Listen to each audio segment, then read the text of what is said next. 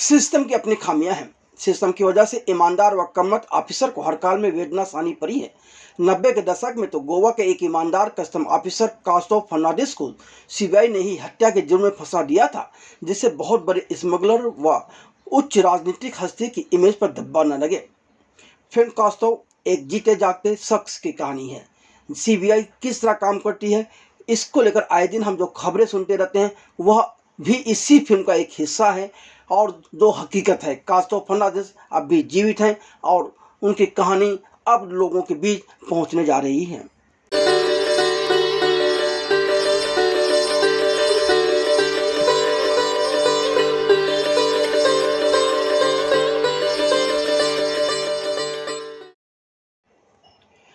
पिछले कुछ वर्षों से बायोपिक और खासकर उन बायोपिक फिल्मों की बाढ़ सी आई हुई है जिसमें सामने वाले इंसान को देशभक्त दिखाते हुए देशभक्ति की ललक आम इंसानों में जलाई जा सके। पर अफसोस यह सारी फिल्में बॉक्स ऑफिस पर बेदम साबित होने के साथ ही अपने मकसद में भी असफल ही होती नजर आई हैं। लेकिन पहली बार निर्देशक सेजल शाह गोवा के एक कस्टम ऑफिसर कास्टो की बायोपिक फिल्म कास्टाओ लेकर आए हैं, जिसमें राजनीति के अपराधीकरण को लेकर एक ईमानदार व कर्मठ कस्टम ऑफिसर को सीबीआई अफसर द्वारा अपने राजनीतिक आकाओं के इशारे पर बुरी तरह से फंसाया और परेशान किया जाता है, पर कास्टाओ को सुप्रीम कोर्ट से न्याय मिलता है। फिल्म कास्टो 30 अप्रैल से G5 पर स्ट्रीम हो रही है। हमने फिल्म कास्टो देख ली है और आज हम उसी की रिव्यू लेकर आए हैं। 2 घंटे 4 मिनट की आवाज वाली फिल्म कास्टो की कहानी कास्टो की बेटी मारिसा सुना रही है, जो अपने पिता को बचपन से ही कास्टो के नाम से ही पुकारती आई है, जिसे उसके पिता की सोहबत ने मुखबिरी करनी सिखा दी। वह सब देखती सुनती है और अपने एक फाइल में संजोती रहती है। पापा का नाम छपता है तो अखबार में, तो वह उस अखबार की कटिंग निकालकर भी रख लेती है। यह कहानी गोवा राज्य की पृष्ठभूमि पर गोवा के कस्टम ऑफिसर कास्टो फर्नांडिस, जिस किरदार में नवाजुद्दीन सिद्दीकी नजर आ रहे हैं, कि जीवन व कृतित्व की है। यह कहानी 90 के दशक की है, जो कास्टो अपने कर्तव्य और अपने देश की प्रति गहराई से प्रतिबद्ध एक ईमानदार कस्टम अधिकारी रहे हैं। कास्टो के परिवार में उनकी पत्नी मारिया, इस किताब में प्रिया बापट हैं, के अलावा 2 किशोर बच्चे मारिसा और क्रिस तथा एक तीसरा साल भर का बेटा है, जिसके साथ कास्टो खुशहाल जिंदगी जीते हैं। पर वह सोने की तस्करी से संलग्न गोवा को स्मगलरों से खत्म करने पर भी आमादा है। यह उनका एक ध्येय है कि गोवा को अपराध मुक्त और स्मगलरों से मुक्त किया जाए। कास्टो कई कुख्यात तस्करों को पकड़कर ख्याति अर्जित कर चुके हैं और अब उनका अगला लक्ष्य अल्फांसो डी मेलो, इस किरदार में किशोर कुमार जी नजर आते हैं, जो एक शक्तिशाली स्थानीय राजनीति और सोने का बहुत बड़ा तस्कर है। जब उसे अल्फांसो के आदमियों द्वारा सोना ले जाने की सूचना मिलती है तो कास्टो उस स्थान पर पहुंच जाता है, लेकिन अल्फांसो समय रहते चेतावनी पाकर भाग जाता है और बेचारे कास्टो खाली हाथ ही वापस लौटते हैं। लेकिन निडर और दृढ़ निश्चयी कास्टो एक और सुराग मिलता है और इस बार उसे 1500 करोड़ सोने के तस्करी की प्रयास की खबर मिलती है। इससे पकड़ने के दौरान अल्फांसो के भाई पीटर, जिस किरदार में हुसैन दलाल हैं, को कास्टो पकड़ने में सफल भी हो जाता है। हालांकि एक हिंसक हाथापाई दोनों के बीच होती है और इस अराजकतापूर्ण हाथापाई के दौरान कास्टो के हाथों पीटर की मौत हो जाती है। डी मेलो की पहुंच तो दिल्ली तक है, इसलिए सीबीआई अफसर नारंग की एंट्री हो जाती है। इस सीबीआई अफसर नारंग के किरदार में भी बहुत बड़ा कलाकार है। सब मानते हैं कि, और आप सब जानते हैं कि कास्टो एक ईमानदार अफसर है। इसके जैसा ईमानदार अफसर अपने विभाग की शान है। सारे कस्टम वाले उससे चाहते हैं, उसकी हर तरह से मदद ही करते हैं, लेकिन सीबीआई अफसर नारंग कास्टो को मुजरिम ठहराकर मामला अदालत तक ले जाता है।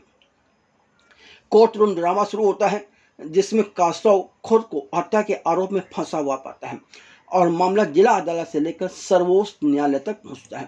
सुप्रीम कोर्ट में मामला इस बात पर जाकर अटक जाता है कि अगर कास्टो अपने मुखबिर का नाम बता दे तो शायद उसे बच सकता है, वह उस पर बचने की उम्मीद हो सकती है, जिससे यदि वह मुखबिर का नाम बता देता तो ये साबित हो जाता हाँ वास्तव में वह सोने के तस्करों को पकड़ने के प्रयास कर रहा था। पर कास्ट्रो अपनी जान की कीमत पर मुखबिर की जान खतरे में डालने से इनकार कर देता है और कास्ट्रो की यही ईमानदारी एक ऐसी तारीखी मिसाल बन जाती है जिस पर सर्वोच्च न्यायालय का आदेश उन तमाम अफसरों की ढाल बन चुका है जो वर्दी पहनकर देश की रक्षा करने में लगे हुए हैं और अपने मुखबिरों के नेटवर्क के बलबूते पर देश के दुश्मनों से लड़ रहे हैं। कास्ट्रो फर्नांडिस बाइज्जत बरी हुए थे और बाद में उन्हें 4 साल बाद राष्ट्रपति पदक से सम्मानित भी किया गया था।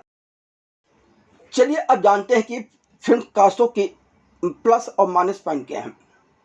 इस फिल्म के लेखक भावेश मंडालिया और मेघना श्रीवास्तव का लेखन काफ़ी प्रभावशाली है।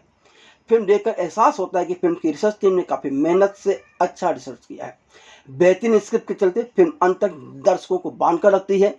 फिल्म में टीके संवाद और कुछ बहुत बेहतरीन पल भी हैं। एक मौके पर जब नवाज का किरदार परिणाम प्राप्त करने के लिए प्रोटोकॉल तोड़ने की बात करता है तो वह कहता है कि अगर व्याकरण का पालन करेंगे तो वह अपने उच्च अधिकारी से कहता है कि अगर आप व्याकरण का पालन करेंगे तो अंग्रेजी कभी नहीं सीख पाएंगे। यह एक ऐसी बायोपिक फिल्म है जिसमें कहीं भी थोपी हुई देशभक्ति नहीं है, जबकि पूरी फिल्म देशभक्ति की ही बात करती है। फिल्म में एक जगह कास्ट्रो की पत्नी शिकायत करती है कि वह कास्ट्रो से कितनी बार लव यू बोलता है, तब कास्ट्रो उसे देश प्रेम की अहमियत के साथ साथ उससे प्रेम की भी अहमियत समझाता है। यह फिल्म खुद में से पहले परिवार, परिवार से पहले समाज और समाज से पहले देश का संदेश देती है। 80 और 90 के दशक में इस तरह का संदेश देने वाली फिल्में मेहुल कुमार बनाते रहे हैं, लेकिन 90 के दशक के बाद से पिछले लगभग 30-35 वर्षों से इस तरह की कोई फिल्म नहीं आई है। फिल्में देशभक्ति को लेकर बहुत सी बनी, लेकिन वहाँ भाषणबाजी या थोपी हुई देशभक्ति ही नजर आती रही है। पर इन सब से बहुत ही अलग है फिल्म कास्ट्रो, और जिसे हर इंसान को एक बार जरूर देखना चाहिए। यह आपके अंदर ईमानदारी के साथ साथ अपने पथ पर डटे रहने की भी शिक्षा देती है, सीख देती है। और ये फिल्म बताती है कि ये आप ईमानदार हैं तो कष्ट सहन करने पड़ेंगे, लेकिन अंततः जीत आपकी ही होनी है।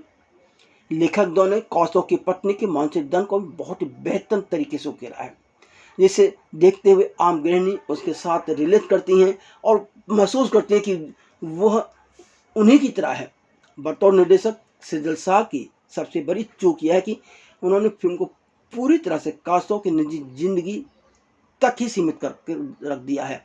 अगर उस कालखंड के कुछ अन्य किस्सों को भी जोड़ा गया होता तो बेहतर हो सकता था। इसके अलावा कहानी 90 के कालखंड पर सीमित रखी गई है।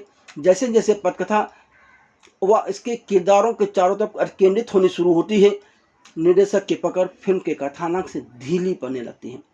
कास्ट्रो की जिंदगी को ठीक से रेखांकित नहीं किया गया है, उसमें बहुत कुछ और तत्व हैं जिन्हें छिपाने की कोशिश की गई है, या निर्देशक ने सोचा कि फिल्म की लंबाई बढ़ाने से के बजाय इसको अलग रख दिया जाए। मसलन 1942 को कैबिंडा अंगोला में जन्मे फर्नांडिस एक अंगोलन राजनयिक ही हैं जिन्होंने मिस्र, भारत और यूनाइटेड किंगडम में राजदूत के रूप में काम किया, पर फिल्म में इसका कोई जिक्र नहीं। हमें तो यह जानकारी इंटरनेट से मिली है। कास्ट्रो 1979 में गोवा के कस्टम विभाग से, माने भारतीय कस्टम विभाग से जुड़े थे। अभिनय, जहाँ तक कलाकारों के अभिनय का सवाल है तो पिछले लंबे समय से असफलता का दंश झेलते आ रहे अभिनेता नवाजुद्दीन सिद्दीकी की इस फिल्म से अभिनय में वापसी हो सकती है। वह भले ही गोवन भाषा के लहजों को पकड़ने में चूक गए हों, मगर उन्होंने कास्ट्रो के किरदार को पूरी तरह संजीदगी के साथ जिया है। कास्ट्रो की पत्नी के किरदार में पिया बापट का अभिनय शानदार है। इस स्मगलर कम राजनेता डिमेलो के किरदार में किशोर कुमार अपने छाप छोड़ जाते हैं। वैसे इनके हिस्से करने के कुछ खास आया नहीं है। हाँ, कास्ट्रो के सीनियर अफसर बने रोहित तिवारी का अभिनय गौर करने लायक है। भ्रष्ट सीबीआई अधिकारी समीर नारंग के किरदार में गगनदेव रियार अपने छाप छोड़ जाते हैं और उससे उनके अभिनय से एक उम्मीद जगती है कि वह आगे कुछ और बड़ा कारनामा करके दिखा सकते हैं अभिनय जगत में।